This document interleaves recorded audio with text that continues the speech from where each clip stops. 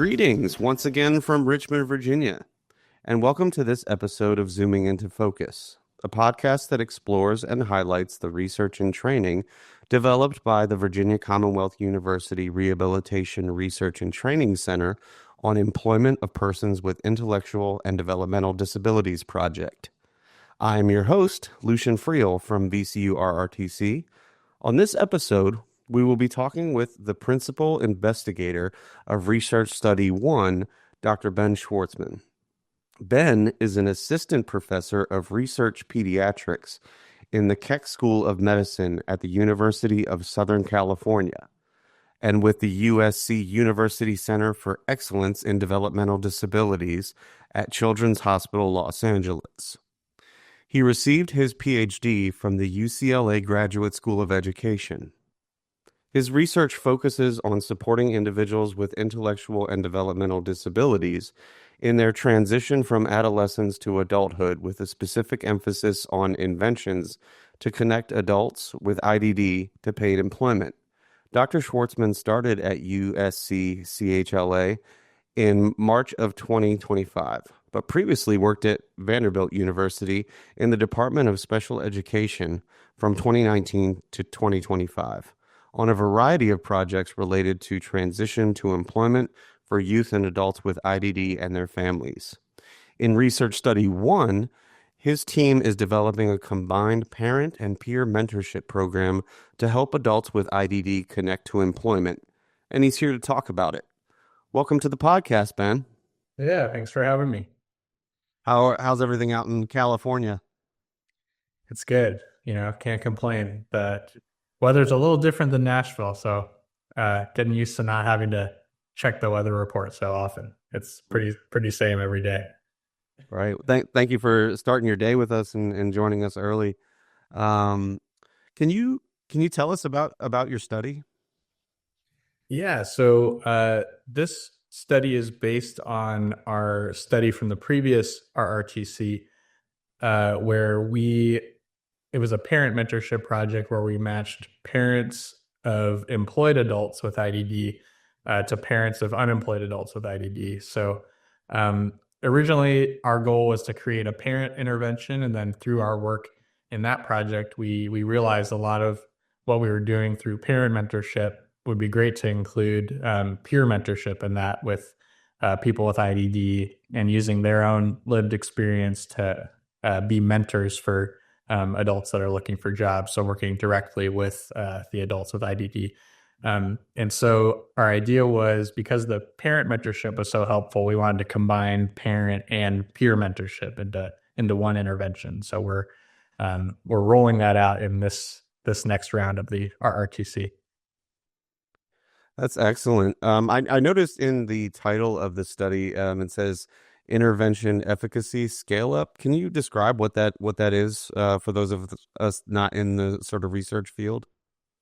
Yeah, definitely. So the parent mentorship that took place only in Tennessee. So for this next round, the scale up is adding another component. So we're adding the peer mentorship to that parent mentorship. And then we're also expanding our reach. The goal is for this to expand nationally. So instead of just being in Tennessee, we're in every part of the United States. So we're in California, Kansas, Tennessee, and Virginia for this next round. So we want to see if we can take our Tennessee specific things that we were working on and kind of zoom out and make them nationally relevant. That's awesome that you're expanding to different states. How and why were those 4 states chosen for the study, and what are some key differences in the locations that might impact the outcomes of the study?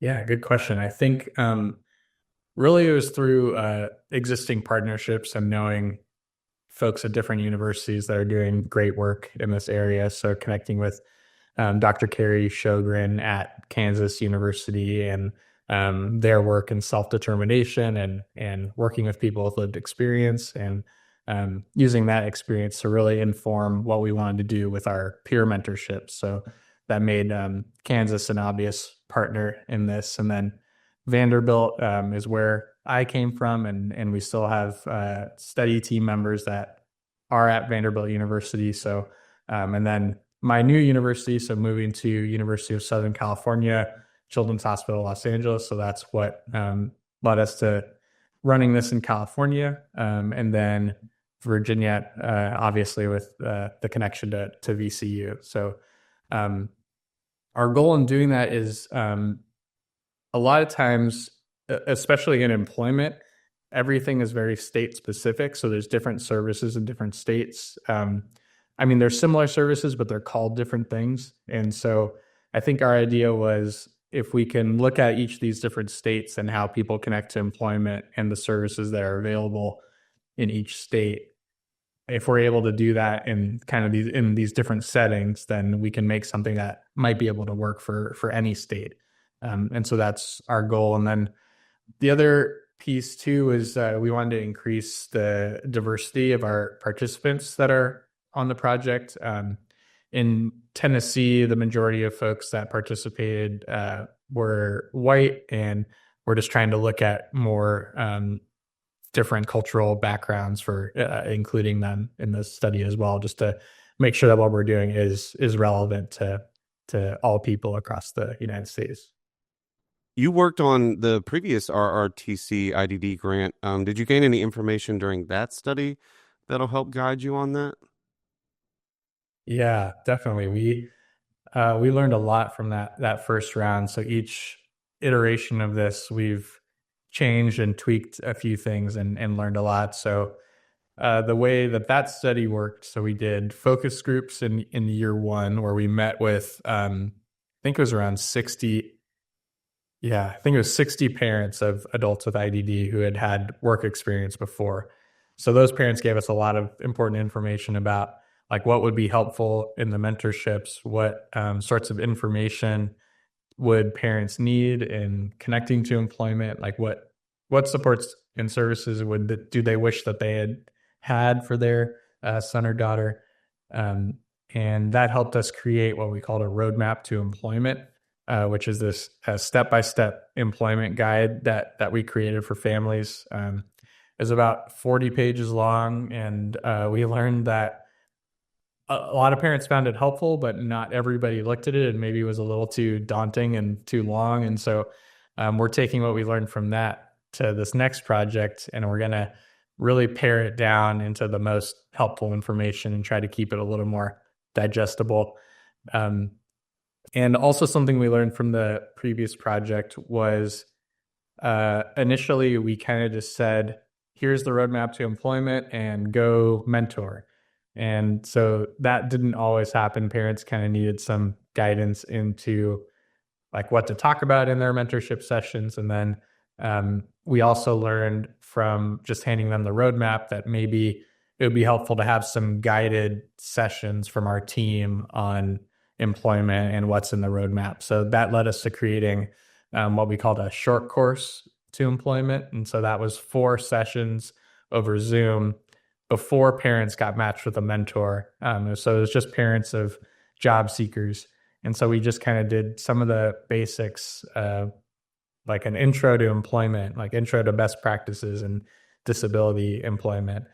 So we talked about how to help their adult son or daughter or adult family member figure out what they're interested in and what their strengths are, figure out what types of supports they needed, how to talk to employers and what the parent's role in that should be, because that's kind of always an awkward thing of sometimes employers don't always get it where, oh, how come I'm not speaking directly to the adult? Why is there a parent involved? And then, so we kind of helped parents figure out what to say in those situations, and then how to connect to the like job coaching or supported employment supports in their area.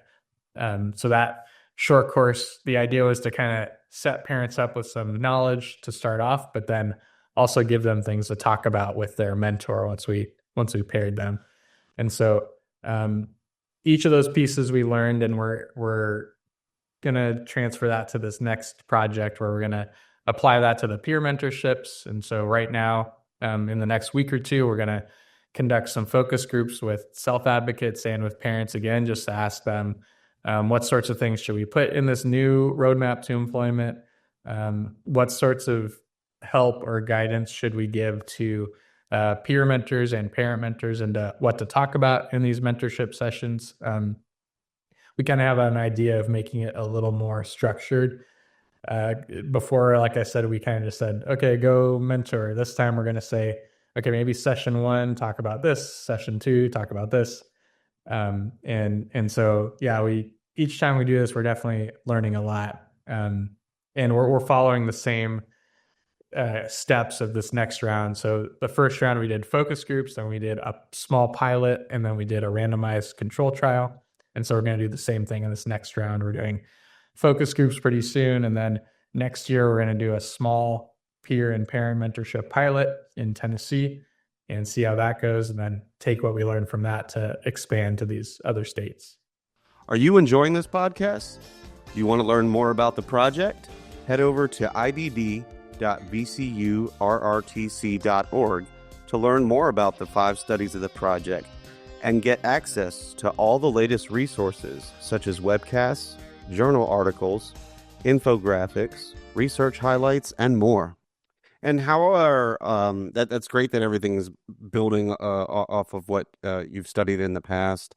And how are these mentoring partnership, like how are they paired up? Is it just randomized? Are we talking like backgrounds, like interests, things like that?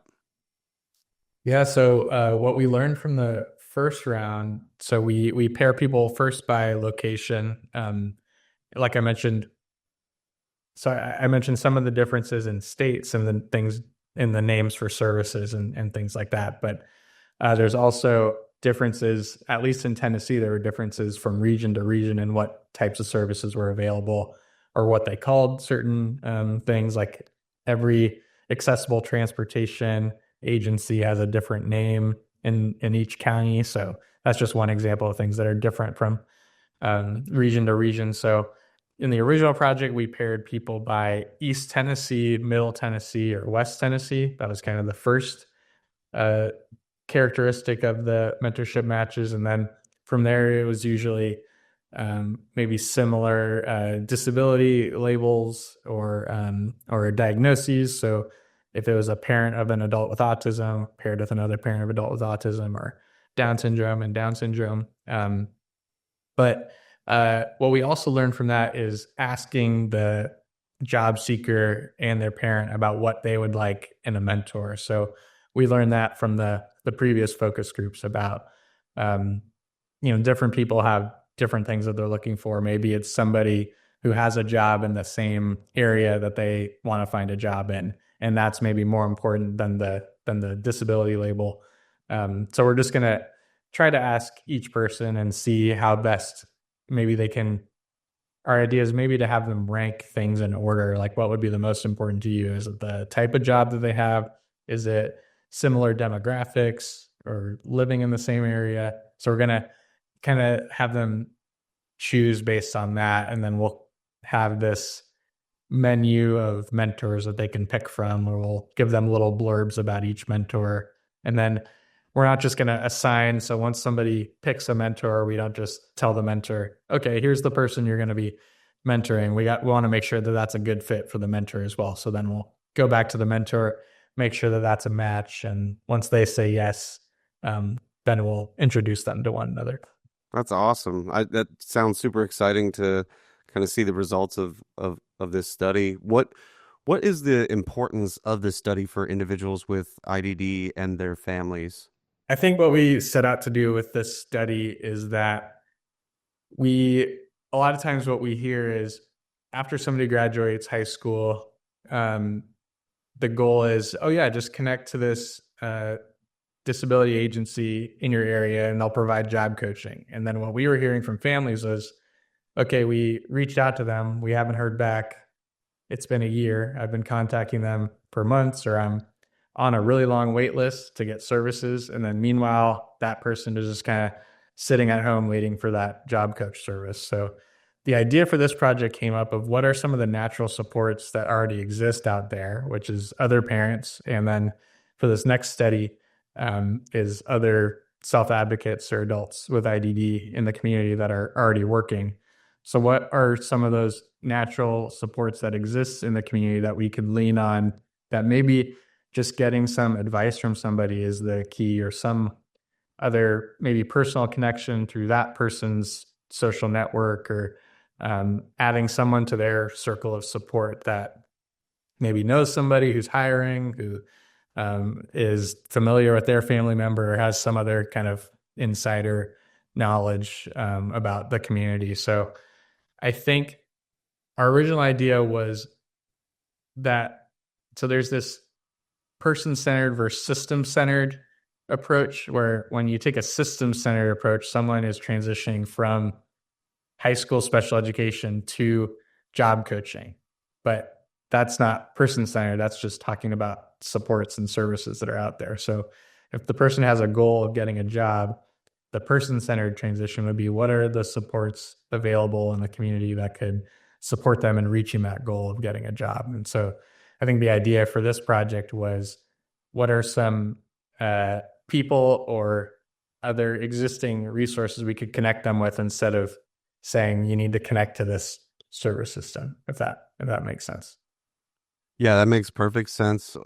What you touched on this a little bit, but how do you think the project will impact the field for assisting individuals with disabilities getting employment? So there's a couple different ways that I think I could see this going. I think in the short term, since I've done a little bit of this peer mentoring work on a different project, that I've heard from the peer mentors that they've said it feels nice to be the one helping somebody else, instead of, I feel like in my life I've always been the one needing help, and so I've been able to use my experience and expertise in helping other people from everything that I've learned. So that's one cool part, is I think I could see this being a career opportunity for folks with IED who maybe disability agencies across the country start hiring people with lived experience to be job coaches or to be peer mentors. And so that's, I think, a long-term vision of this. And same for parents too. If parents end up wanting to pursue this as a career, working at agencies, or because I mean, we hear from parents all the time that they do this kind of stuff informally. They'll meet with a group of parents and they all get together and they share their resources and things. But that could be a really valuable position in the community, working at an agency or working at a state department that works with folks with disabilities. So I think long-term on the mentor side, it's been interesting that could be a potential career option. Maybe self-advocates get trained as job coaches, and we have a job coach shortage. Everybody talks about how there's long wait lists and not enough supported employment services out there. Well, there's these people that have been very willing to help on my projects, being peer mentors, that I think could use some of those skills in job coaching, especially from people who have that experience of needing accommodations and knowing how to access them, and knowing what types of job coaching is helpful for them and not helpful. So I think that's one potential area that this project hopefully could continue in a way to connect with these already existing community supports. That's excellent. If, individuals, are participating in the study and they find their calling, to work in supported employment, that's super exciting. Speaking of that, what are you and the team most looking forward to during the study? It's a good question. I think we were so excited by how the results of the parent mentorship went, that we're looking forward to seeing how the combined parent and peer mentorship goes. I think a lot of the times it felt a little weird that we were only talking to the parents in the first round, and that we did set out to create this parent intervention. So, but I think it always felt a little weird that we were asking the parent, "Oh, how's your adult doing? Have they been able to connect to a job? And how's the job going?" And without actually talking directly to the person who's applying for that job or working. So I think in this next round, we're excited to hear more about self-advocates' experiences. And interestingly, so this is what we're going to try to figure out with our focus groups coming up. But we're trying to figure out the logistics of how peer and parent mentorship together will work. So there's the employed adult and the unemployed adult, and then their parents. And so there's these dyads that will be mentoring each other. In our advisory team, we have self-advocates and parents on our advisory team. We asked, so do you all think that all 4 people should meet together for the mentorship sessions, or should it be the self-advocates meet and the parents meet separately? The self-advocates all wanted to meet separately. The parents all said, let's all meet together. And so I think we're going to have to figure out, maybe it's every other session, or we get enough feedback from our focus groups that say, they really should be separate. So I think we're looking forward to making sure that we follow what people want us to do with that, and seeing what people think is the best option. That's great. What can we look forward to as consumers of this study? I think, and maybe this answers the previous question about what we're most excited about, but I think really hearing from the voices of self-advocates about both sides. So like about how it is to be a mentor for somebody else, and then how it is to receive mentorship from an adult with lived experience. So I think kind of centering their voices more in our research this next round. And again, we did set out the first round to create a parent intervention. So that, but again, like I mentioned, it did feel weird to not include the voices of the people that were actually connecting to employment. So I think this next round, it'll be pretty cool for everybody to get to see what the adults think of receiving mentorship, and then also asking them too, maybe what it felt to have your parent be able to talk to another parent about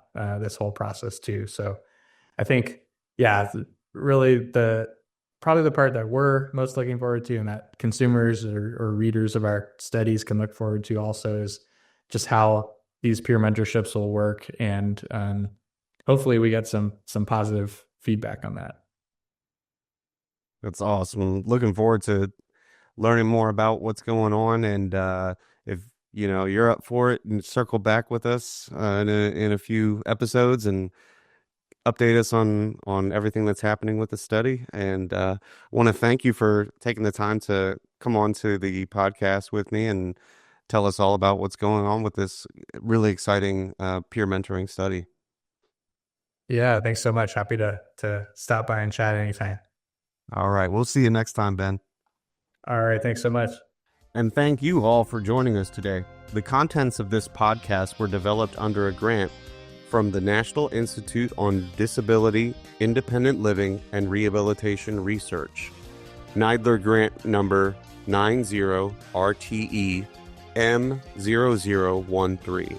NIDLR is a center within the Administration for Community Living, the ACL, Department of Health and Human Services, HHS. The contents of this podcast do not necessarily represent the policy of NIDLR, ACL, HHS, and you should not assume endorsement by the federal government. Again, thank you for joining us.